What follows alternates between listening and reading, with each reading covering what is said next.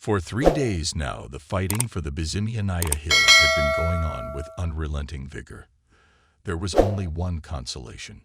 Along with the increasing losses in the Czechoslovak court, the enemy's losses were also increasing. There was no news from Soor. In the evening, I received a call from Angel, who happily informed me that Soor had captured a tongue, some Ober-Efreiter, and the German had already been sent to me. The major always understood us well. My fatigue was lifted like a hand. I had to quickly adjust myself to the meeting with the prisoner. As for interrogation in general, I knew something about it, but how to find the keys to the prisoner so that he would tell the truth was another matter. What if there should happen to be one who would tell a tale 7 verse to heaven? Then you'll have to sort it out.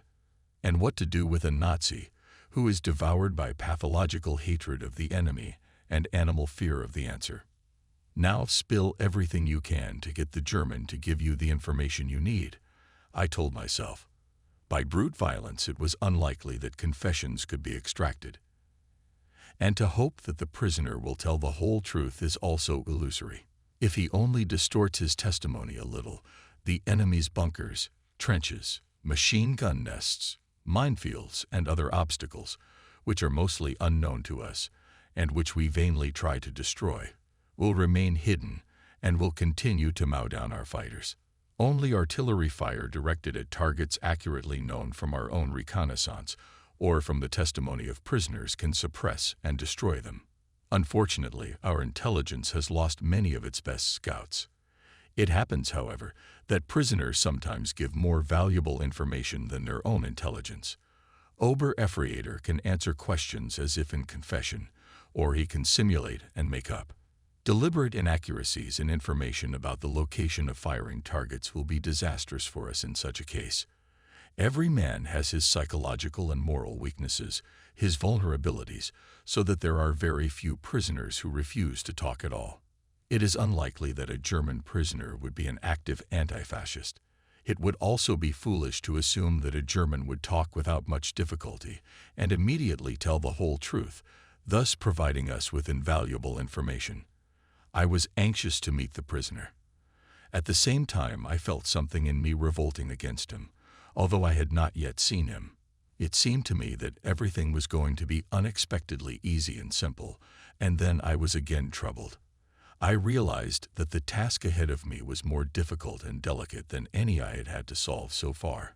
I was not a professional in this business, and I was going to influence a possibly hardened fascist and thug with just some psychology. I knew that professionals did not rely much on psychological influence. However, the consciousness that the terrible bloodshed on the heights would stop if I succeeded in interrogating the prisoner strengthened my resolve to throw myself into a bloodless battle with the prisoner. For the umpteenth time, I reminded myself that I must approach the prisoner with understanding, master my feelings, and make the most of the critical moments when his doubts would overwhelm him and his resistance would weaken. Of course, I could achieve nothing if I did not get into his soul. My efforts would be utterly in vain if I did not win the prisoner's confidence. This was my reasoning, but my optimism wavered again and again at the thought that philosophy and psychology would not go far. What are they against a rabid Nazi? I never came to a final decision on how to behave with the prisoner. At last, in the anteroom, I heard rough voices and the stomping of boots. The chief of the escort entered the room with an envelope in his hand. The prisoner stood in the doorway, erect, as if frozen. He hesitated before entering, wiped his boots on the threshold, but then stepped firmly and confidently into the room. The prisoner was tall, with a pleasant appearance. Blonde hair, dark eyebrows, an expression of sadness on his face. He had a miserable appearance, veer in the mud, dried clay falling from him to the floor. He was all wet. His right cheek was swollen. A streak stretched from the corner of his lips to his ear. Traces of dried blood could be seen on his dirty hands. His torn overcoat hung down pathetically. I read the message and glanced at the German from time to time. He looked at me directly. There was a tense silence. "And where did you, Fritz, go, who did you not make happy with your presence, before you came to this abandoned shack on the Czechoslovak border near Dukla?" The thought occurred to me. The German stood looking grim. On his cheekbones, his jowls were playing up. I tried to understand his condition. He looked at me resolutely, as if he wanted to say that he was ready for anything. Then he looked round the room absent-mindedly and stopped his gaze on the old wooden cross on the wall. The wooden Christ was weathered, and the varnish had worn off in places. Crucified. He hummed tiredly on the cross with his head tilted to the side, and his eyes closed, as if he were only now dying a martyr's death. The prisoner looked at this old cross, the work of the folk woodcarvers, with a frozen gaze. A deep silence reigned throughout the house. It was becoming unbearable. Oberleutnant. That's right, he answered clearly and stood at attention, his face strangely frozen. Name: Hans Schultz. Occupation: teacher. Age: 32 years old. Marital status: married. I have a son. Waiting for the next question, the German concentrated, but I remained silent. He coughed and looked at the cross again. I sat back in my chair, the German soldier's hands dangling awkwardly in front of my eyes. His fingers tensely clenched and unclenched, while he himself sat perfectly still. Never before had I said that fingers could give away a man's state of mind in such a way. The silent game continued. I watched the German closely. There was a tense silence. Beech logs crackled and hissed in the cooker. The prisoner's hands froze. His fingers remained clenched, and there was a feverish gleam in his eyes. I felt that he wanted to tell me something. Without waiting for my question, the prisoner nodded his head in the direction of the cross, and to my surprise, said, "Beautiful folk art." An artist. "No," he said, becoming bolder. "My father is a woodcarver. He works on religious themes." There was silence again. I waited tensely to see what else he would say. We both looked at each other inquisitively. He looked worried. "Now you are in an unpleasant position," I said rather sharply, knowing for certain that he would respond. The prisoner slowly raised his eyes, shrugged his shoulders, and shook his head slightly. Droplets of sweat appeared on his upper lip. "What are you going to do to me?" he asked quietly. His voice sounded uncertain, but it was not cowardly intimidation. He was afraid, of course. There was no doubt about that. I noticed that he had straightened up somehow. I stopped in front of him and looked into his eyes. He was trying to concentrate, as if he were preparing for something important. Interrogating him in the usual way is unlikely to do any good, I decided. And I want information about Nameless. But the prisoner must give it himself, on his own inner impulse. It would be a kind of payment for his peace of mind. That's the only kind of confession we can talk about. At first glance, Schultz did not appear to be a man without feelings, and did not look decidedly like a thug. It was already clear to me on which side to approach him, not with the cold, insidious arrogance of a cruel victor, but as reason, heart, and ethics told me. It is necessary to relieve Schultz of his fear, I urged myself, to strengthen his moral strength and give a freer outlet to his feelings. I have always trusted more to the humanity of relationship, to benevolence, to an understanding of human distress, than to cruelty, which only strengthens the resistance of the humiliated against violence. Somewhere this fictitious boundary of passive obedience ends and stubbornness is born. Intelligence is gained in action, and wisdom is gained with years lived. Schultz will probably experience more than one more nervous breakdown before his torment ends. Why not try to induce a crisis in him directly and weaken his resistance with constant pressure, using deep experiences? Schultz looked straight into my mouth, sweat beading on his forehead. "You remember your wife and son, don't you?" I asked in an insistent tone, indirectly touching on the subject he was afraid of. I motioned him to sit down. He looked even more pathetic now, pale and exhausted, and he eagerly reached for the offered cigarette. His fatigue contrasted sharply with the feverish alertness of his eyes. I shouted to Billa and asked him to bring a spare gymnoskeleton, to heat water, to prepare supper and boil tea, lots of tea. Billa looked at the prisoner stroppily with ill-concealed dislike. Schultz turned his head in our direction and followed our conversation intently, though he understood nothing of it. "Do you think that Hitler will win the war?" I suddenly asked him. He, after thinking, gave a negative answer. "Already lying." I remarked to myself and said, "Don't say what you think will help you. Speak frankly. What do you think?" We buried our faith in victory in Stalingrad. Still, he is up to his ears in Nazi ideology. I thought sadly. "Do you believe in Hitler?" I launched a direct attack. "Many Germans believe in Hitler. After all, it doesn't matter who we follow. We're defending Germany, our homes, our families." We looked each other carefully in the eyes. "Where were you during the Battle of Stalingrad?" "On the Don." "Stalingrad is terrible. That's where all our misfortunes began." Seeing that the German was confused, I threw another accusation at him. "I've never met a German who admits personal responsibility for everything the Nazis have done in the world." Silence reigned. Schultz bowed his head, covered his eyes, and then closed them with the palm of his hand, as if they could not bear even the flickering, meager light of the paraffin lamp. For a few seconds, then he lowered his hand and stared stubbornly at the floor. "In spite of their undoubted bravery, the Germans themselves are now showing poor service," I said in a quiet voice, playing with a burnt match. After a moment I remarked, as if unintentionally, that the enormous sacrifices of the German soldiers were a vain bloodshed, a shameless crime in the fight for time, which for Hitler and the Wehrmacht was no longer working anyway. Time marches on with a calm, solemn step.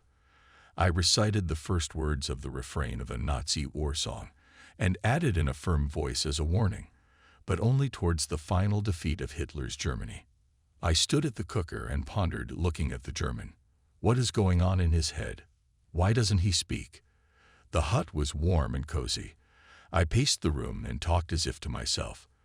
I was saying that this war should have taught the Germans something, that now they should draw the right conclusions from their bitter experience, abandon once and for all the wars of conquest, and bury their hopes of inventing some unprecedentedly powerful weapon. There is no way for them to win a war now. Today you are surely losing the war, and tomorrow you will lose it completely. I finished my monologue and asked, "Listen, Schultz, what good do you expect from this brown maniac who is leading the German people to disaster?" The room became quiet again. "Well, Krat, now you have something to think about." I called out to Bela. He put a large pot of tea and a bowl of supper on the cooker and took the prisoner into the kitchenette. When Schultz returned to the room, I could not help smiling.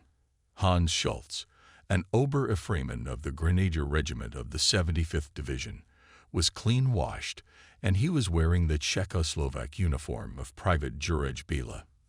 The gymnast jacket hung down on him, his long arms sticking out of the sleeves. The Ober-Efreitor smiled too. Bela, on the other hand, frowned. He was vigilant for the Germans' every sudden movement. Bela placed the dinner and tea on the table, and Schultz, with a surprised expression on his face, barely waiting for the invitation, began to eat. He swallowed his food quickly and silently. He raised the pot to his lips, but immediately lowered it, as if he wanted to say something, but instead he only looked at me. The atmosphere in the room made the German realize that it was not a question of life, but of his human dignity. It was obvious that he didn't feel threatened. That was exactly what I wanted, to win the Germans' trust so that his positive character traits could emerge, and then we would see. We must try to catch the right moment and bring the German to a voluntary confession. I looked him in the face and began to think how to behave with him further. Undoubtedly, there would be disagreements between us during the discussion, and I should use this to smash his ideological, moral, and philosophical dogmas. I must refute all his arguments. Winning this battle may ultimately be tantamount to hoisting the Czechoslovak flag on the summit of Bezimianaya. Suddenly, the silence of the night was broken by the rumble of explosions. The ground trembled, the glass in the windows rattled. The shells of the second salvo fell not far from our house. A heavy German battery was firing. The answer to the kidnapping, I joked. Schultz was listening to the echo of the fading explosions, but his face remained tense and motionless. Suddenly recalling a recent incident, I said, "You brutally killed our soldier." And slowly, in a muffled voice, I added, "We will punish you severely." I had no idea that these words would make the prisoner so confused. He stared at me, as if petrified, with wide-open eyes in which I read fear. "I was not there," he said, unable to cope with his excitement. He almost dropped his cup. "I have nothing in common with this cruelty." He said it as if it were the most important thing for him to convince me of that. "For the atrocities committed, you are all responsible," I said threateningly. He shrugged his shoulders indifferently. I decided to strike him again. "Does membership in the Nazi Party satisfy you?" He blushed up to his ears, bent a little forward, and when he raised his head his face was very pale. For a moment he stared at the crucifix on the wall, and then, dropping his head on his palms, he suddenly shouted out, "My God, what a Nazi I am!" It was as if he wanted to protect himself from the consequences. Veins swelled on his temples. There was silence now, when it was no longer possible to silence or correct anything.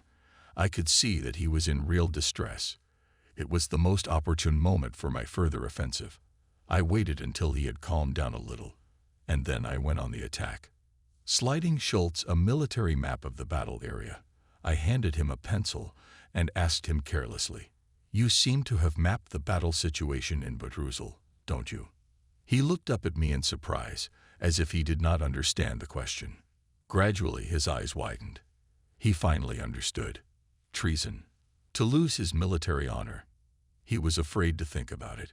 These thoughts finally knocked him out of his rut. He had no sooner recovered from the first two blows than a third, even more formidable one followed. I stared at him and kept silent. I understood without words. He was staring intensely at a single point on the wall, as if he were thinking hard about something. Some decision must have been ripening in him. He jerked towards me, as if seeking my help, and said in the voice of an unfortunate man in a desperate situation, "No, I can't." "It's a pity," I said with a sigh that was more a sign of compassion, and added, "I understand your situation. I know the environment in which you were brought up." He was sitting by the cooker, where I had pushed a chair for him, holding a cup of hot tea in his hand. He was shaking with fever. "Are you not afraid?" "No," he said, and shook his head. That was the worst of it. He did not appear to reject my proposal altogether, but neither did he have courage enough to choose between my offer and his sacred notion of the honor of the German soldier. "So you wish, then, without thinking, blindly submitting to the will of others, to continue to sow evil to the most deplorable end." I said the last words with emphasis. "Allow me." He objected with a serious look. "Please, speak. Do you think it is so easy to do?" he asked quietly, as if he were in another world. It's not that difficult anymore. Who and what did you swear an oath to? Think about it carefully." Suddenly he straightened up, and our gazes met. "Thank you very much." Strange. What's he thanking me for? "Don't thank me." "Unless," I stopped and turned to him, "you want to thank yourself for helping us." I recognized him now from a different side. If he was a Nazi, it was only formally. It did not escape me that there was a note of bitterness and hatred in his voice. However, it was not clear to whom this feeling of discontent was addressed, but it did not frighten me. "I don't want to buy your soul for a bowl of lentils," I said in a conciliatory tone. "Happiness is like a gift. It cannot be forced on anyone against their will." The prisoner's face remained sad and weary. "You must find a new path in life," I encouraged him. "You will not fight your conscience all the time, will you?" He looked at me with a distracted look, clasping his hands between his knees, as if he were thinking about something. And at that moment, Schiller's poems came to my mind. I had always loved his lyrical poems, but what I needed most now was his optimism. So I tried it. "Ah, how harsh is the time between great intentions and their fulfillment. How many vain worries. How much indecision? It is about life. It is about much more than that. About honor. The prisoner recognized the author at once and became animated. Tell me, I asked after a short pause, what is the measure of human dignity in Germany today? What? He remained dazedly silent, and I continued. You know it. You have learnt it. You too. Consider it a moral necessity that the German people die fighting for this regime of yours. In complete silence, I continued in an agitated voice. Whoever has realized the criminal aims of the Nazis is morally obliged to fight them. Silence continued to hang in the room. How can you, an educated and religious man, serve such a filthy cause? When he did not know what to answer to this question, I added sympathetically, I pity you. Master, and such an empty life. Is it possible to live like this? He looked away, and I continued to build up the offensive. When your father creates his savior, he puts his impulses, his feelings, people's aspirations into the processed material. Behind his work, he is himself a living man, his very humanity, his inner truth, with which he conquers the world and sanctifies it with beauty. He creates a world that laughs, a world of love and forgiveness. Hitler is a world in tears. What did you swear an oath to? To obediently kill, rob, rape all those who lived in peace with you. You reduced half of Europe to rubble. You caused immeasurable misery to many nations. You swore an oath to this dirty policy and no other. The prisoner put his hands around his head, as if trying not to hear my words. I was no longer retreating. Whoever remains loyal to Hitler's criminal regime will become an accessory to the crime. Today you can behave freely. So come on. He took a deep breath. I waited for him to answer, but when I realized that he had not made a final decision, I leaned closer to him and asked him quietly, "Wouldn't it have been better for you to die?" "Why?" he asked in surprise, and it was the first word he said after a long silence. "Do you want to continue to torment your conscience?" I went up to him and took him by the elbow. "You have no reason to die, and if you die in this war, it will be for the crappiest cause." After these words, Schultz raised himself up and looked me in the eye. It seemed that he had nothing more to say, but he slowly squeezed out of himself, "My conscience is clear." "Do you think so?" Emphasizing every word, I continued. "In a losing war, there come moments when everyone has to decide. You are a prisoner. The outcome of the war is certain. Nothing is more certain. Think of the future." He was frightened by my tone and obviously realized that it was finally time for him to make up his mind. He had forgotten about the tea cooling on the table. He was clutching his temple with his hand, his lips twitching nervously. Something was happening to him. I kept my eyes on him. I had the impression that he was hesitating, and that my words had not gone unnoticed. I stepped away from him, then turned round and said in a calm tone, "Wisdom, master teacher, lies in making the necessary decision in time." I could see that my talking to him had brought him relief. It was written on his face, so I did not lose hope. Before I closed the door behind me, I heard him sigh desperately. I left him alone with himself. I stood outside the cabin and heard the prisoner pacing back and forth across the room, speeding up and slowing down. Everything told me that he was struggling internally. "So, is it decided?" I asked the prisoner cheerfully when I entered the room half an hour later. My nerves were frayed with feverish anticipation. I couldn't wait to hear the German answer all my questions. How many times had I already asked myself how the Germans were being held on the heights? For days our artillery had been firing concentrated fire. It seemed impossible that on the height, constantly illuminated by whirlwinds of fire, there was anything alive. But it was not. When our fighters again and again attacked the seemingly extinct mountain, the enemy met them with dense fire, and given that the forest in the direction of the attack was mostly destroyed, we had to fight with the enemy more and more often in close combat. We were ashamed. The lists of killed and wounded were growing, and I could not find the reason for our failures. But now at last we will take them by the gills, find out how they maneuver, where they have reserves, where machine gun nests are, where they pull together for the night.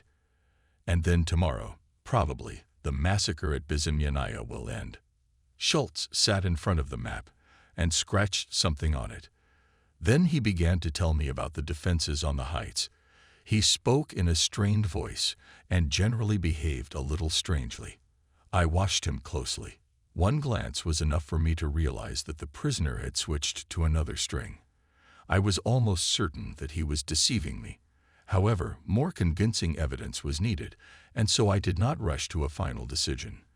Was this really the same man to whom I had spoken with such confidence only an hour ago? I listened to him, leaning over the map, and asked him a few questions. He did not answer them very convincingly. He certainly knew what he was talking about, however. How credible was his information? My distrust and suspicion were growing. Suddenly, it hit me. Think of your wife and son. I repeated insistently, several times. Act as if your child were in mortal danger and you were protecting him. I scrutinized the map and then looked at Schultz intently. He immediately averted his gaze. There could be no doubt. He was deceiving me. My suspicion turned into certainty. Such meanness and such hypocrisy. I was being fooled and deceived. I struck the table with anger. A little more, and words would have come out of my tongue that would have destroyed everything. All this providentially created delicate system, but I pulled myself together. Yes, you've done rather foolishly, I said in a tragic voice. You will be shot. For God's sake. He looked at me pleadingly. I looked at him and waited to see if he would fall to the floor. I realized from the German's face that he wanted to say something. He stood up and hastily began to say that he did not want to betray his friends in the machine gun nests, so he had marked their fighting positions incorrectly, and some of them not at all, in order to save his friends from destruction. You've been imprudent. We don't have much time. I was angry. The whole well-thought-out concept of interrogation was falling apart. But I remembered my promise to myself to keep my temper and try to understand the prisoner. After all, the gold is important to me. However, everything indicates that this German is not yet an immoral and amoral type. No, he's certainly not an orthodox Nazi. Absolutely not. But I must finish him off. The worst is yet to come. Having collected my thoughts, I began. The ideological roots of evil lie in your upbringing, in the pernicious philosophy of the superiority of the German race. For many years you have been the object of this philosophy. How many erroneous theories the German people had. For example, Hegel said that only a German can love his people and his homeland, and you all recognize nationalism. And Fichte. He proclaimed that only the German people were responsible for saving human culture. I paused to calm down and continued. Teacher, I'm going to read you something now. Fate must be honored. Fate says to the weak, Jin. I cast a glance at him and continued reading. The moral man represents not an improved man, but a weakened man. Schultz listened tensely, but he was clearly not enjoying it. I, however, went on inexorably. A dominant race can only grow from formidable and violent sources. A displeased expression appeared on the prisoner's face, indicating his disagreement. Before he realized it, I had struck him again. First of all, consciousness must be overcome, for consciousness is a perversion inculcated by Christianity and democracy. Everything that prevents man from exercising his natural oppressive and exploitative instincts must be eliminated. Schultz summoned all his strength to swallow what he heard. Modest, diligent, virtuous, discreet. Is this what you would like man to be? But this is the perfect slave, the slave of the future. Schultz dropped his head on his hands, resting his elbows on the table, and closed his eyes. I continued. The atrocities are no longer horrifying. The barbarian and the savage beast live in each of us. I put the notebook aside in disgust. Nietzsche came out of his mouth. The prisoner stood up. Yes, Nietzsche, I confirmed.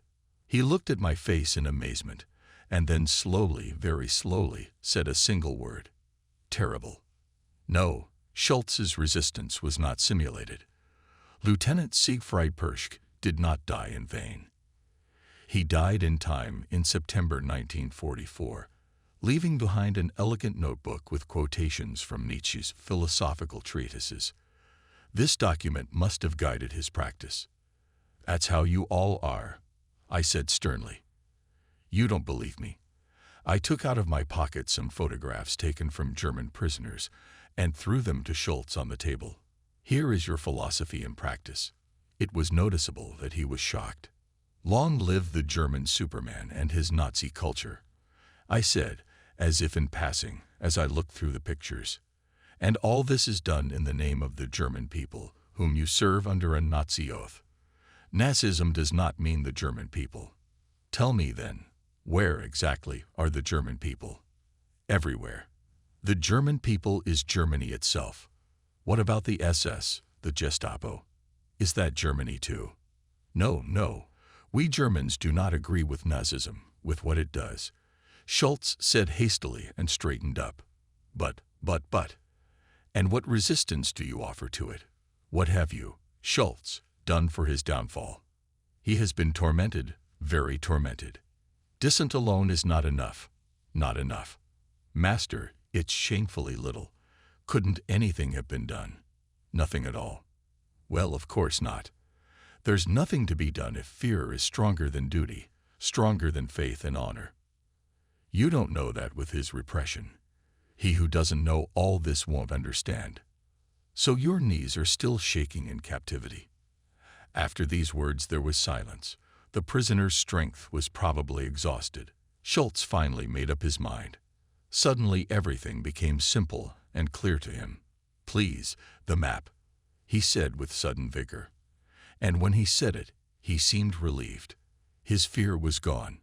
His eyes lit up with sincerity. He raised his head and firmly declared that he no longer felt bound by the oath.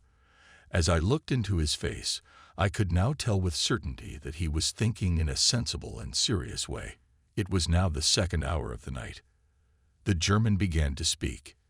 In deep silence, he spoke briefly of his fate. Never had the truth meant so much to him as at this hour. And then a just anger flared up in him. I listened to him attentively. It was straightforward, frank, manly talk. When Bela quietly opened the door after a while, I saw us bent over a map and talking sweetly. Schultz was tracing the map with a pencil and carefully explaining it to me. I listened attentively and sighed with relief from time to time. From excitement, I could not even sit, and almost every minute I jumped up, walked around the room, went to the window. I inwardly exulted from success, and satisfied, smiled into the darkness. "That's sincere and honest," I said, and gave Schultz a friendly pat on the shoulder. Schultz was on the verge of exhaustion. His eyelids drooped helplessly.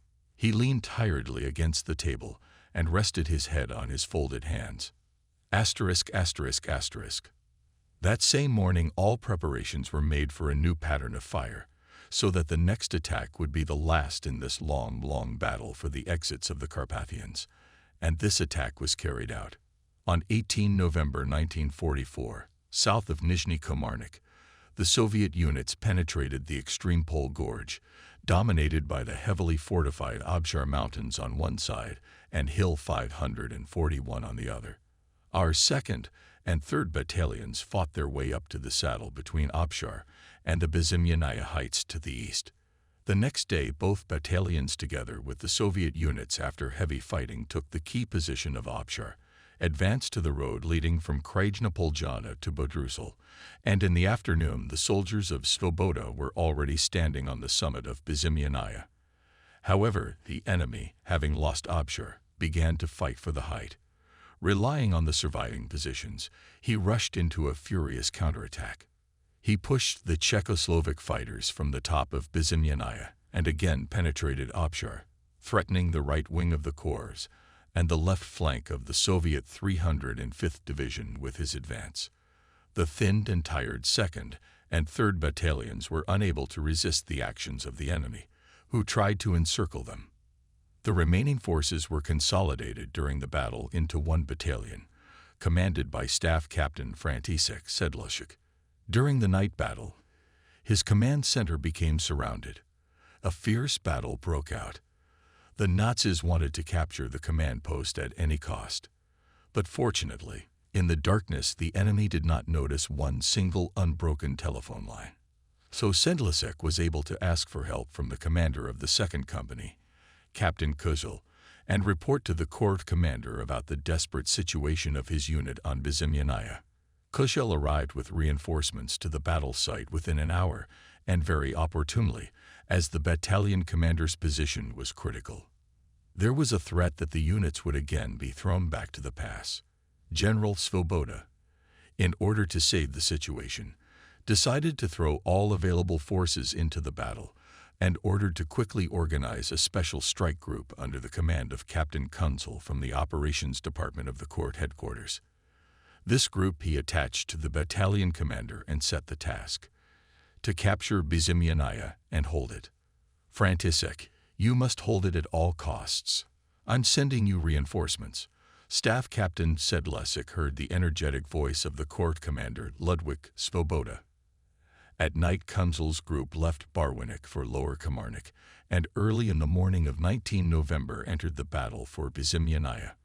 Until 23 November, the heavy fighting for the height was fruitless.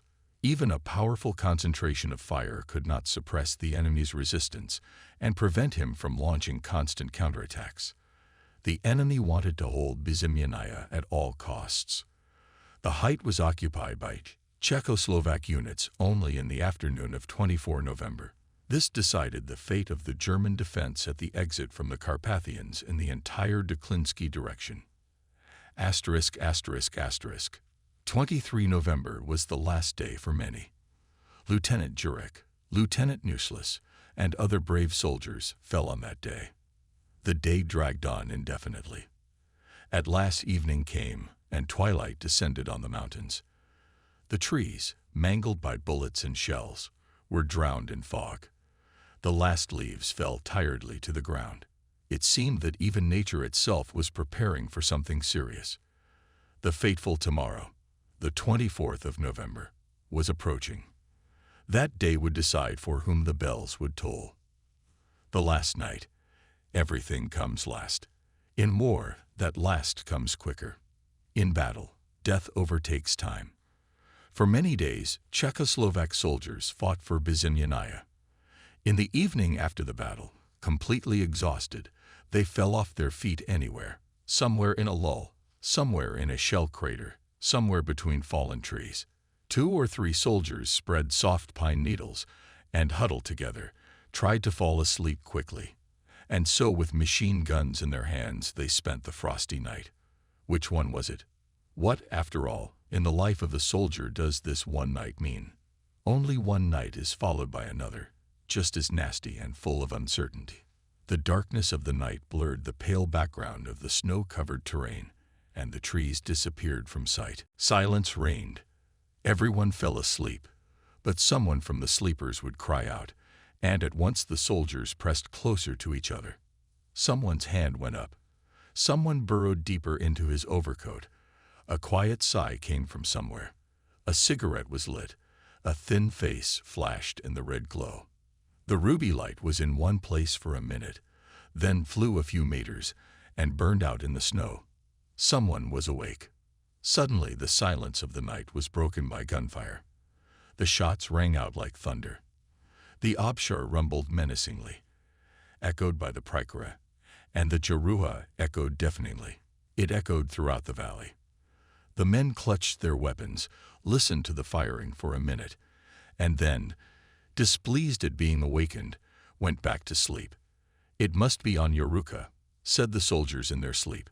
On the wooded Jaruka, the forward patrols faced the enemy from night to night. Lieutenant Jan Parma was standing that night in an extended trench, looking towards the German fortifications. Suddenly, he became alert. Among the night stains and muddy streaks, he noticed something that had not been there before. Parma, not thinking long, pressed the trigger of the automatic rifle and made a long coup, and then regretted. Why was it necessary to shoot at once? Maybe they were crawling to surrender. But on the other hand, who goes to surrender like that? No, he was absolutely right to kill the Hitlerites. So that night shooting didn't come from Uruka. There was silence again. Nothing was heard in the forest. Captain Kunzel, in these days of incessant fighting, rested very little. For the second time tonight, he went round the location of the strike group from trench to trench, from soldier to soldier. The night was alarmingly quiet. How much did this cursed mountain cost them blood? The fighting for it began on the 19th of November and was going on daily, and on Bizimyanaya was still heard foreign speech. Yesterday morning at this time, there was already a battle going on. Brutal, merciless. They managed to approach the enemy's defensive positions up to 100 meters, but then they were driven back by a counterattack. 3 times during the day they fired upwards, and 3 times they were shot in the back. The swelling eyelids were drooping. The captain decided to go for a short nap in Sedlacek's dugout. Out of the misty dawn, the vague outlines of trees and tall stumps began to show. The commander's dugout in the saddle below Bizimyanaya protruded darkly from the thinning morning twilight. Here and there cigarette smoke was rising, and soon the whole nearby space was filled with its irritating odor.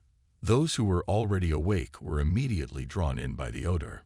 One soldier coughed, then another, and in a minute the whole forest was coughing.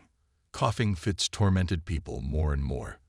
Voices sounded hoarse in their sleep, and the rustling of branches could be heard. People crawled out of their night holes, stomped their feet shakily, and beat their hands together. Soaked faces looked eagerly towards the rear. The clinking of metal utensils was heard. There was the smell of hot food. In an instant, the forest became noisy. In the gloom of the forest, everyone hurried for hot food left from last night and for tea and vodka for today. The fighters pulled the camp kitchen on their backs up the steep slopes of Abshar, and it was not always without losses. It was about 6 o'clock in the morning. In the morning, overcast twilight, filled with a drifting mist, one could smell the odors of smoldering wood and resin from the broken spruce trees. They were brought here by a light breeze, so gentle that it was hard to feel it on the skin. There were other odors in the air, too. There was the smell of something sweet, and a moment later it was the smell of burnt wood. All the odors blended into one indefinable odor. All of these were the very things that made Mount Nameless.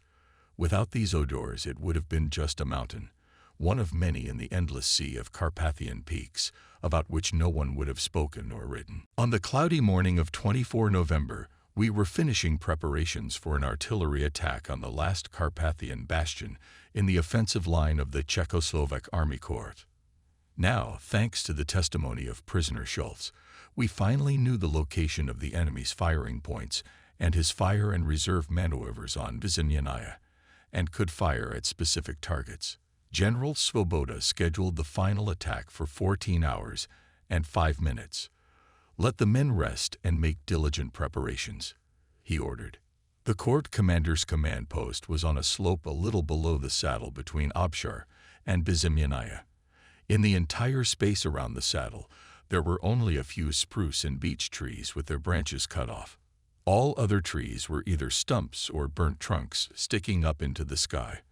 All that was left of the forest was mangled by shell fragments and mines. In accordance with the experience of 18 November, the soldiers cleared the space in front of the trenches from the branches to the distance of a grenade throw. The corps commander and Captain Kunzel came out of the dugout and looked around. Apart from the sentries, who had also camouflaged their positions, they saw no one. But there were about 200 soldiers here. On this chilly, damp morning, Sedlacek's small figure seemed even smaller. His unshaven face looked tired, but his eyes burned with unyielding determination. The constant strain of the 3-month battle and the rigors of fighting in the Carpathians in winter conditions without replacement or rest had worn the men down both physically and mentally. The fighters, mainly infantrymen, were completely exhausted. Since October, the Czechoslovak units had been fighting continuously, and before they reached the border heights of Duklip, they had to overcome a thorny path with battles for the northern approaches to the Duklip Pass since 8 September. For a long time, the troops were exposed to heavy enemy artillery fire. suffered from cold, malnutrition, and lack of sleep. In a difficult moment, a soldier wants to hear his commander.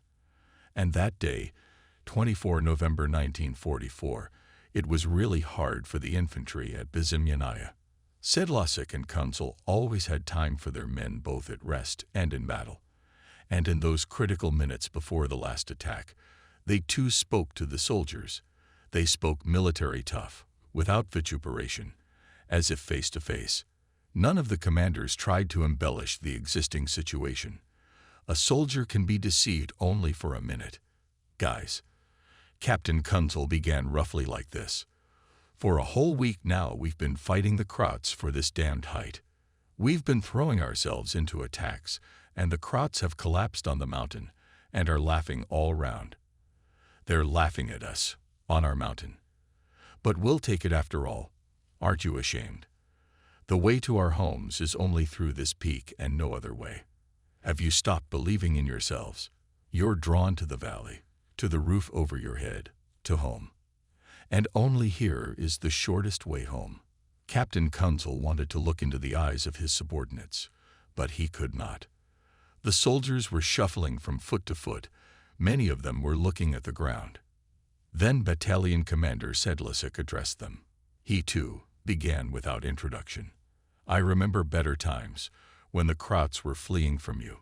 You chased them from the Polish land through Dukla to these mountains, and then suddenly, Tibur, why do you hang your heads and tremble in front of their positions? Do you really want someone else to take Bizimyanaya? And not you.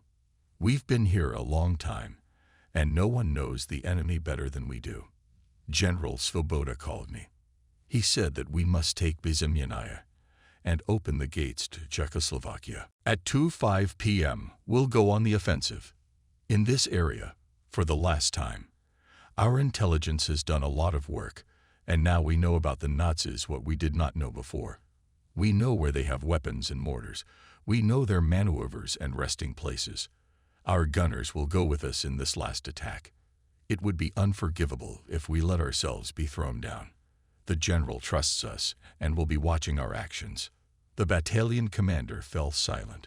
The frowning faces of the soldiers began to lighten. The gloomy atmosphere dissipated. Confidence in their own abilities returned. Sedlacek and Kunzel returned to the command post with the feeling that today they would get their way. At the command post, Kunzel raked up the fire and tossed dry twigs. About 12 o'clock I heard Svoboda's voice on the tube. František, you have to take the high ground. Do you hear? Take it.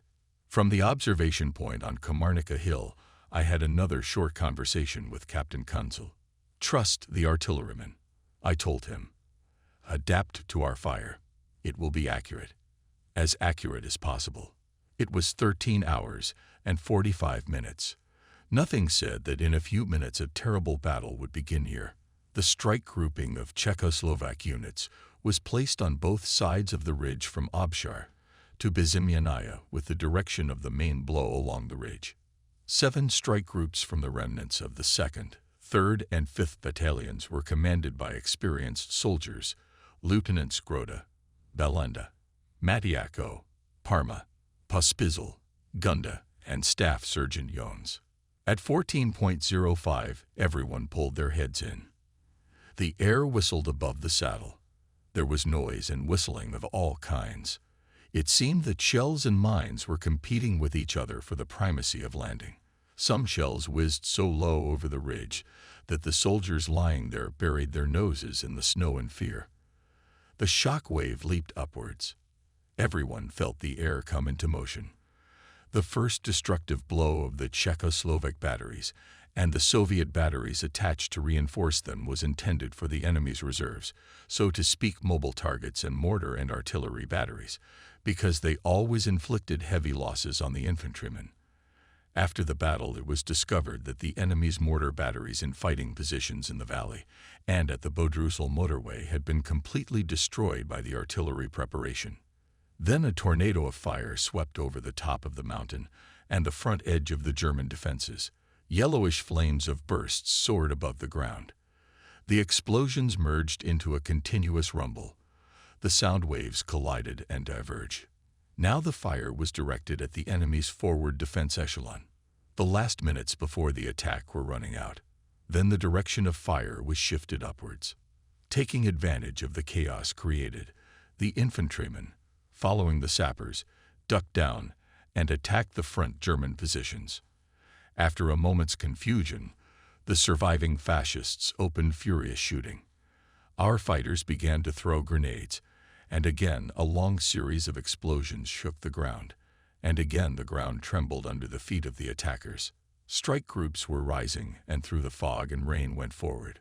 On the right wing of the grouping, on the southern slopes of the heights facing Bodrusel, automatic rifles and heavy machine guns rang out frantically. Here Lieutenant Gunda's group engaged in a fierce battle.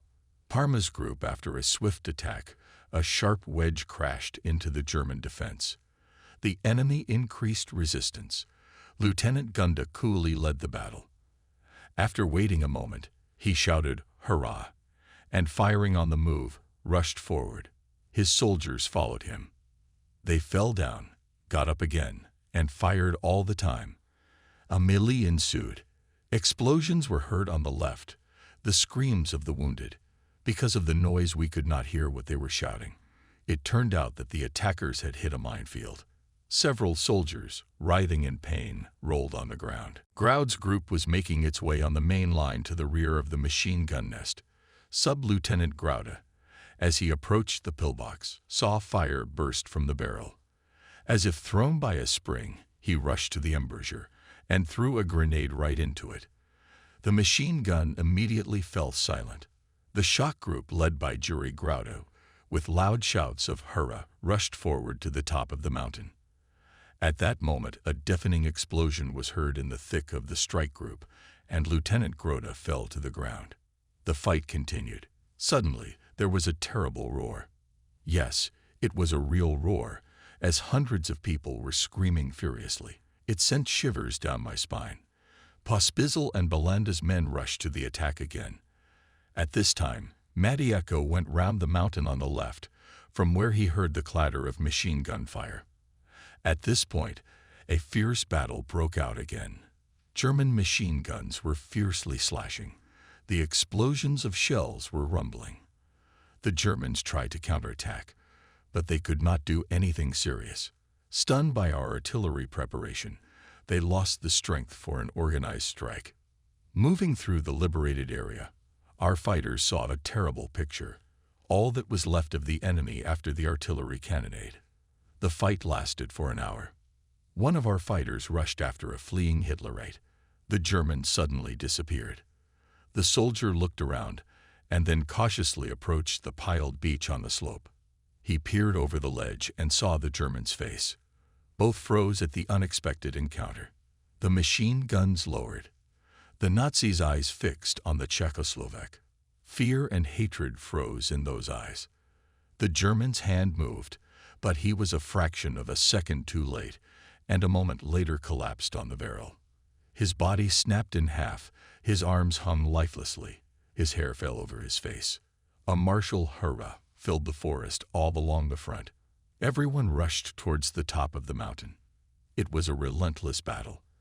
The oppressive hopelessness of failure, the suffering endured, the pain of loss, all this somehow at once intertwined and called for retribution.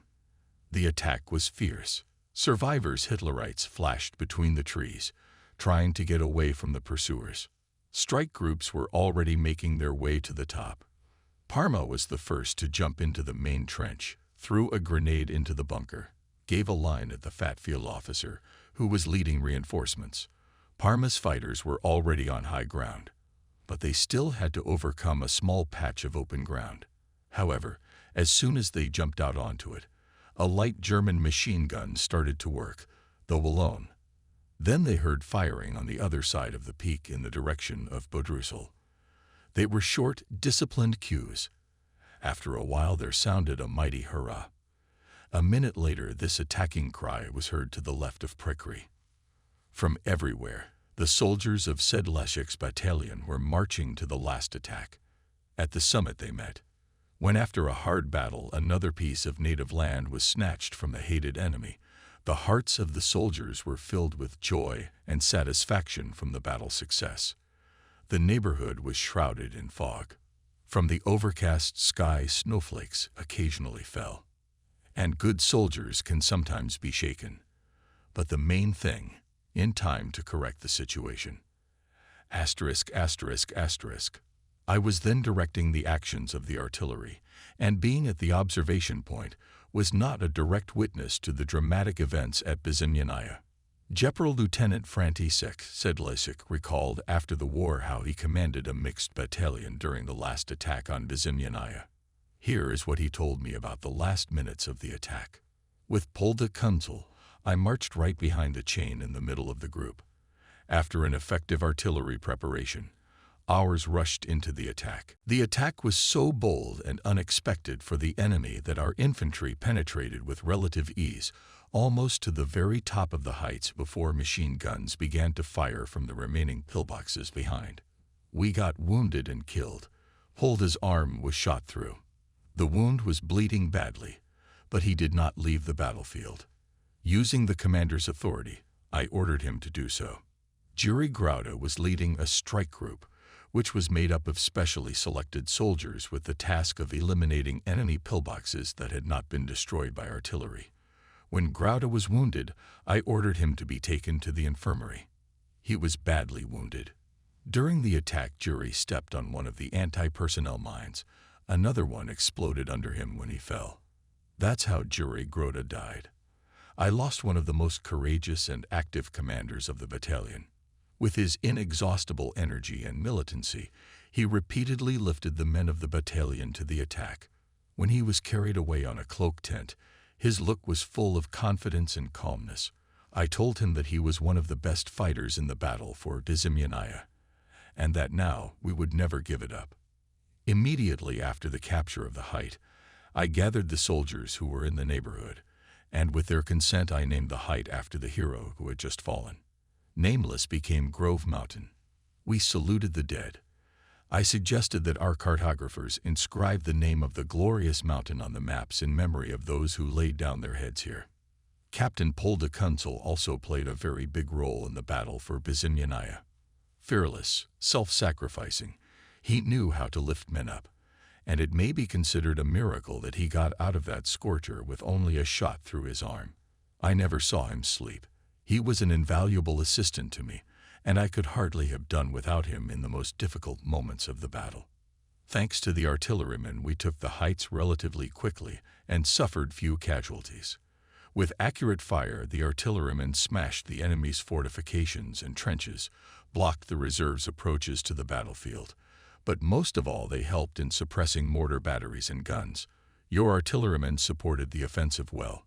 True, at one time, when the blow was struck on the front line of defense, the shells fell quite close to us. By radio we corrected their fire, and my men, after the signal to transfer the firing, went into the attack. This is what General Sedlacek remembered. Captain Kunzel also told me about the circumstances of the heroic death of Lieutenant Grauda. During the battle, I shouted to Sedlacek and Belanda and fired a green rocket. There are thunderous booms all round. Rocks are flying up in front of us. Shells are tearing the crowns of trees, already almost completely ragged. The swamp is smoking. I fire a red rocket and shout, "Go!" There is no need to fire the green rocket, for the chief of the Corps of Artillery, seeing our thinning chains, has moved the fire of the guns forward. And now they strike with the regularity of a great sledgehammer. I cannot say how many times this heavy hammer fell on the Nazis, and whether the hole in my overcoat was the result of enemy fire or ours. Yes, there was a danger of hitting our own men, but the enemy in front of us was strong, and therefore it was necessary to give him blow after blow to ensure the success of our attack. To the fascist trenches, a short distance, I went up to the attack again. For Neuschluss, for Jurek, for all our guys forward. I shout, I call, and I don't know if anyone hears me, but I see the main thing. They are running after me. We are beating the fascists. During the last attack, when it became clear that victory was in our hands, I met soldiers who were carrying Grauda. He stepped on a mine. Grauda, on a tent, blue, covered to the waist. With difficulty he squeezed out of himself, "Mr. Captain, to drink." In the evening, on the eve of this offensive, the Corps commander sent us cigarettes and 2 bottles of cognac. We left them to celebrate the capture of Bizimyanaya. I handed Grout a bottle, but I didn't have the heart to say, "To your health." He opened his eyes, took a few sips, and whispered, "Goodbye." And he didn't finish. Grouda was the best officer in the strike group. Even after so many exhausting attacks, counterattacks, and retreats, he was still energetic and strong-willed. Mount Bizimyanaya should rightfully bear his name. Lieutenant Nuschles died on 23 November, continued his story Kunzel. Hitlerites made a brutal massacre over him. We found him after the last, 4th attack. The Nazis stripped him of all of his clothes. Nuschles in the heat of battle too far forward, and when he noticed that he was alone, it was too late. Natporchik Jurek arrived at the front, near Bizimyanaya, on 20 November, and 3 days later he died. "In case of my death, send my wife documents and a photograph." On the eve of the battle, said Jurek. In the summer of 1965, I visited the area of the Dukla battles. I wanted to remember my fellow soldiers, those who survived and those who died. I was drawn to Obsur and Hradova Hora. On the way from Prague to Svidnik, I thought over the plan of the trip and the mines. It suddenly occurred to me, after all, even after 21 years, there may still be mines there. On Obshera and Bizimyanaya, there were only anti-personnel mines, wooden ones, so they rotted long ago. I reassured myself. However, the chairman of the National Committee in Lower Kilmarnock assured me otherwise, saying that in remote places there were still accidents caused by old mines exploding, so the detonators in rotted mine boxes are still dangerous to this day. None of the locals dared to accompany me to the remote area of Groud Mountain, so I went alone. Cautiously, as if on pins and needles, I climbed up the mountainside from the Komarnitsa side. But what was the use of caution when I could step on a rotted box with a fuse at any moment? Besides, if anything happened, what would I do alone? I trudged upwards through the green jungle. Almost at the very top I saw 2 human skulls. One of them had been penetrated, probably by shrapnel. There were bones scattered around. It was all that was left of those who had died here in the fighting. There were also unexploded mines of 52 mm caliber, machine gun tapes, and other weapons. Probably no man had set foot here since the end of the war, even though the village was situated on the very slope. The trees, once broken and uprooted, had already rotted away, and were replaced by almost impenetrable thickets of a new generation of trees. Out of compassion for the fallen and respect for the living, as an instruction to those who will come after us, I wrote this non-fictional story about the last attack that ended the Carpathian Duklinskaya operation. This is how one of many combat episodes ended, when the success of a battalion, brigade, or corps depended on the heroism of individual soldiers or small groups. Death of a hero. The sky frowned. A small snowball started to fall. Lieutenant Parma quickly ran down the slope of a wooded hill and, stopping at the edge of the forest, carefully surveyed the terrain, as was his habit. A few trees grew directly in front of him, and farther on he could see a bare field of snow.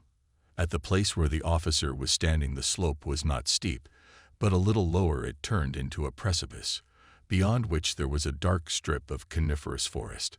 To the right and left rose forested heights, and beyond them, through the snow-covered gloom of the November morning, the vague outline of a low mountain range. Parma scrutinized the terrain in detail, listening intensely to the occasional shots coming from down the valley from Moralyer, but he saw neither his soldiers nor the enemy.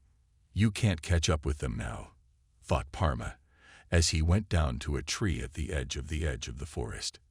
He was tall and stately, his face wet with sweat, his chest heaving with heavy breathing.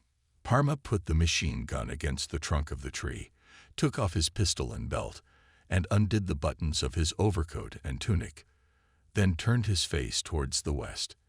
At this moment he was not thinking of anything definite. The excitement of the recent battle had not yet subsided in his soul. However, the acrid, sweet-smelling odor that enveloped the heights was still a reminder of the drama that had been played out here. Fascinated by the new distances that opened before him after the capture of the heights, Parma breathed deeply, with pleasure the fresh air from the wooded hills. And only now he realized that the height was silent, stubbornly silent. It suddenly seemed so unnatural and incomprehensible that he had a disturbing sense of the unreality of everything that was happening. The snowfall intensified. Snowflakes were sticking to his eyebrows, covering his hair, and the coarse fabric of his overcoat. Islets of brown needles and fallen leaves became whiter and whiter. Suddenly he remembered the joy and excitement with which he had always waited in his childhood for the onset of winter and the first snow. Then he used to feel a certain carelessness, and as a carefree boy he used to have a lot of fun. And now he felt good and pleasant, as in those distant years when he had seen the first drifts of freshly fallen snow outside his window at dawn. Parma looked calmly at the falling snowflakes. He was generally in good spirits, and for good reason. The bloody fighting for the last Fascist stronghold on the Duklinski Pass exit was over, and he was alive and well. However, he was lucky in this. 4 penetrations in his overcoat and an insignificant scratch from a grenade splinter. These were all the traces of the recent fight with the enemy. Throughout all these battles he had been remarkably confident in his strength, and today he fought with unprecedented rage and frenzy. In his memory now and then arose pictures of the subsided battle. Especially memorable was the moment when they broke through to the Nazi resistance node on Mount Bezimianaya, and he jumped into the main German trench. He had experienced such climactic moments of battle before, when his throat dries up and fear fades away. But never before had he felt such intense excitement as in the battle for this height. Never before had he realized with such certainty his moral superiority over the enemy. Usually after the battle he was apathetic, but this time he was overwhelmed with a feeling of complete happiness. He felt like a fighter for a just cause who had successfully completed the task at hand. For a moment, his face frowned. He remembered how in the midst of the battle he had shouted, "Here's for Wenzel, for Pospisil, for Kuzma, for everyone." When the height was taken, Parma looked round and was horrified. Here and there were dead men lying dead, and wounded men of his unit writhing in pain. All of them were cheerful and brave guys. All of them dreamed of returning home. Many of them would never get up again. The sub-lieutenant thoughtfully looked back to where the Nazi defense line had recently been. He stood at the edge of the forest, immersed in memories. The unusual silence and the feeling of safety gradually calmed his agitated nerves. He was terribly thirsty. Parma went down the slope to a clearing, bent down, and scooping up fresh snow with the palm of his hand, brought it to his mouth. Then he turned and walked slowly towards the tree where his weapon had been left. Suddenly the thought struck him that he had been too long at this altitude, for he had nothing more to do here. The task set by the captain he had fulfilled. He must return to his unit. He remembered the captain's warnings that there were individual soldiers and groups of defeated fascist units roaming around and attacking our fighters. From the distant echoes of battle, Parma realized that our units were advancing rapidly. He was suddenly seized with annoyance. He is stuck here doing nothing, and his boys are now fighting with the Germans. He had always been together with his soldiers. Among them he felt easy and familiar, but now he was separated from them for a while by this unfortunate task. And it had to happen just when, after a long and agonizing wait, they were rapidly marching forward on their native land. This temporary detachment from their own echoed in him a sharp pain. He suddenly felt lonely, abandoned, in something guilty. It is true what they say, a man cannot stand loneliness. Life without people is unbearable, and in this cruel time it is sometimes so difficult for a man that he cannot bear loneliness. Man must connect his life with the fate of others and dedicate himself to a high purpose, one that concerns all people. A man must know what he lives for and what he dies for. Only then he is able to endure all the trials, and dying, not to remain alone. For some reason, all these thoughts for the first time came to Parma's mind just now, apparently, because now he had no friends with him, and he was tormented by the feeling of loneliness. But I was on a mission, Parma said to himself as if justifying himself.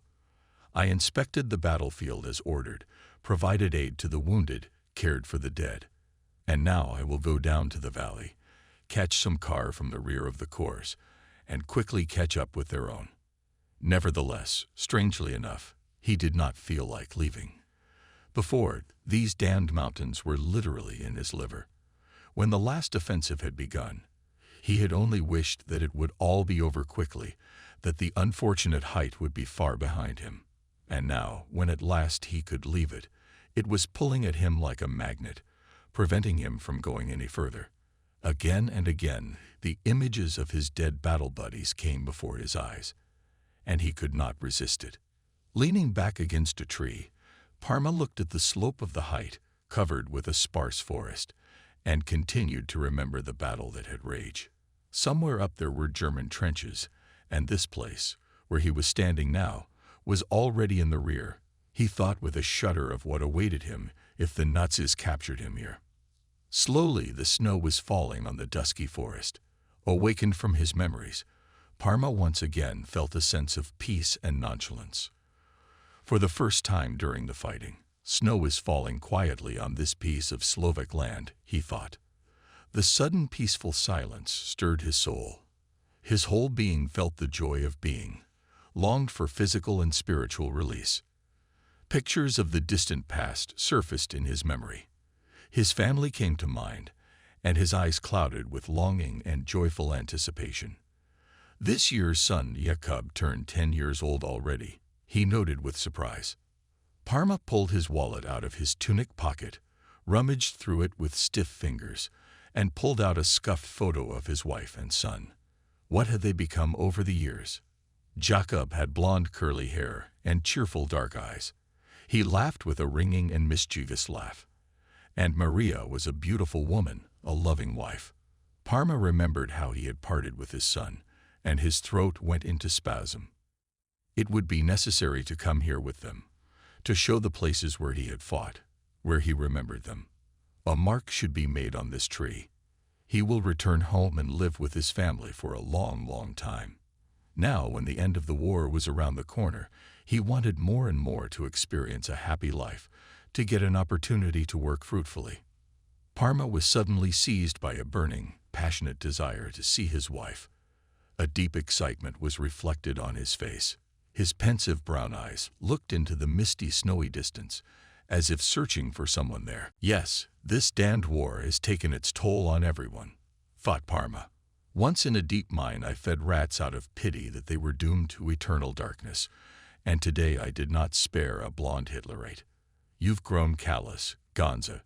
You've long ago become different from what you used to be. There are so many incomprehensible things around. Now they call those who kill people heroes, and after the war, those who kill will be considered murderers. Did I kill my enemies out of necessity? Haven't you ever killed at will? Why don't you admit it? Yes, I've killed out of compassion for those who will never know the joy of life again.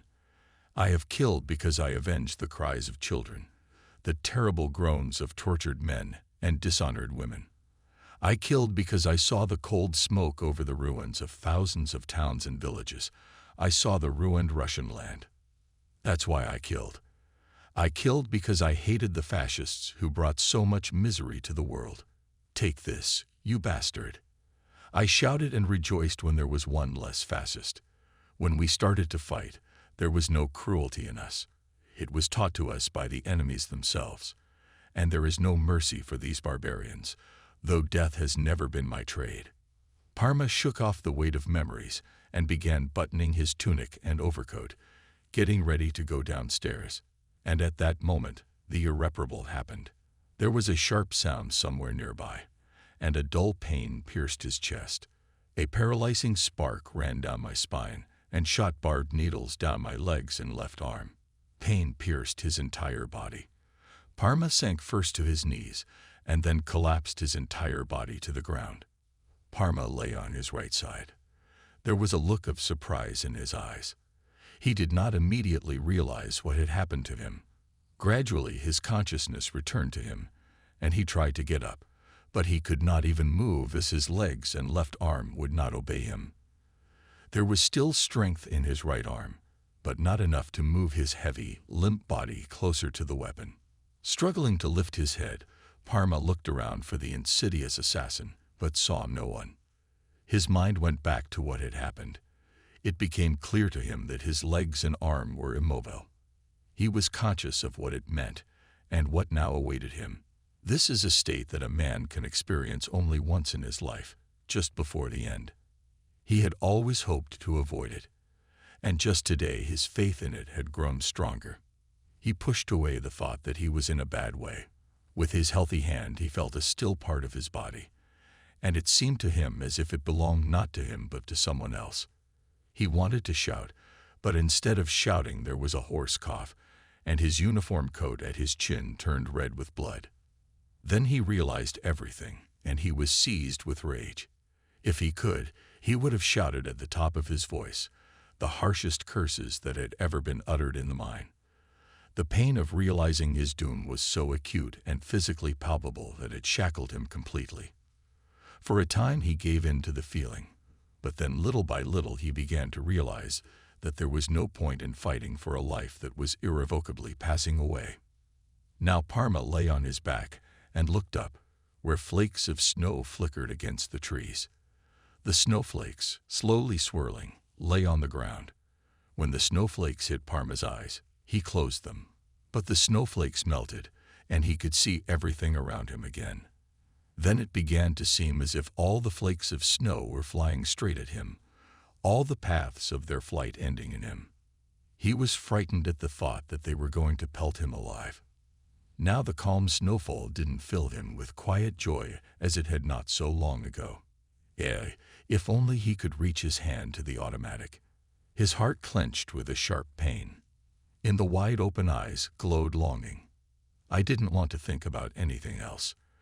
But how can you make a dying man stop thinking? Parma's agitated brain worked feverishly, endeavoring in his last moments, which were becoming fewer and fewer, to imagine what he was losing in this world. No longer would he live with the family he had so ardently longed for so recently. Nothing of what people enjoy he will no longer be able to know. Nothing, absolutely nothing. A chilling sense of loneliness seized him. His throat constricted with spasms. Drops of cold sweat appeared on his face. His breathing became heavy and hoarse. An unbearable pain spread throughout his body. Here it squeezed his chest, came to his throat. Consciousness began to fog. For a moment, he listened to the beating of his heart. Droplets of sweat dripped from his face, and a terrible weakness spread through his body. He had never thought of dying like this. A strong thirst reminded him of the flask. With his right hand, he pulled it out of his overcoat pocket with difficulty, slowly and clumsily unscrewed the cork, and pressed the neck to his mouth. The caddy jumped several times. The wounded man coughed and groaned loudly. He was so weak that the hand with the flask slipped, and the vodka ran down his collar. Then he drew the flask back to his thirsty mouth and downed it in large gulps. A pleasant warm wave spread through his aching body. The bitter tragedy of dying slowly gave way to indifference. Parma's head thrown back rested on a fallen tree branch. Looking at his body, he saw that it was half covered with snow. Only the lapels of his overcoat and the toes of his boots protruded as dark islands among the white shroud. There was a calmness of mind. "It's all over with you," he thought, with a peaceful sigh. "Everyone has to go through that. Take things as they really are. Considering that you, Gonzev, fought in such a scorcher for almost 5 years, you were lucky. After the war was over, we were going to run the state according to the laws of justice. No offense to be taken, valuing human life. But then came the thought that it was already over for him. He looked sorrowfully at his large, reliable hands, which now lay powerlessly along his body. Yes, dying is a lousy thing, especially if it takes a long time and you're alone, Parma complained. It's worse to die when there's still hope. And when there's no hope, it's easier, like mine.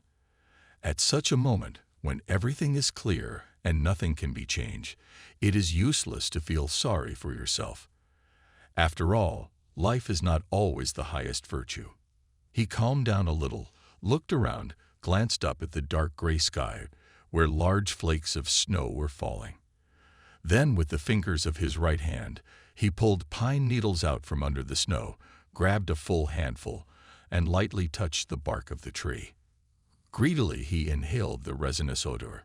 It reminded him of the forests of Beskid and the mines of Ostras. His whole life flashed before him. He remembered one Sunday. He was lying in a forest bog on the brown earth, strewn with needles, and biting off the soft end of a stalk of grass. Through the crowns of the trees he could see the sky. A cloud appeared. It covered for a moment a blue piece of sky and immediately disappeared behind the trees. Parma closed his eyes. He felt that his strength was leaving him. Goosebumps ran down his face. Everything inside seemed petrified. He breathed often and moaned softly, as if crying out for mercy to the approaching death. The words of his favorite commander and teacher suddenly rang in his ears. "You are only as great as the burden you carry." One last time, he woke up once more from his fainted state, and the thought flashed through his mind. I wasn't a bad soldier. Then it was over. Asterisk, asterisk, asterisk. The report of the Supreme Command of the Soviet Army of 24 November 1944 stated, "The units of the 1st Czechoslovak Army Corps in the USSR eliminated the last pockets of enemy resistance on the southern exits from the Dukla Pass and began to pursue the German Fascist troops in the Ondava direction." Sub-Lieutenant Jan Parma, like many of his comrades, died for free Czechoslovakia on 24 November 1944 on an unnamed height south of the village of Nizhny Komarnik. Was it nameless?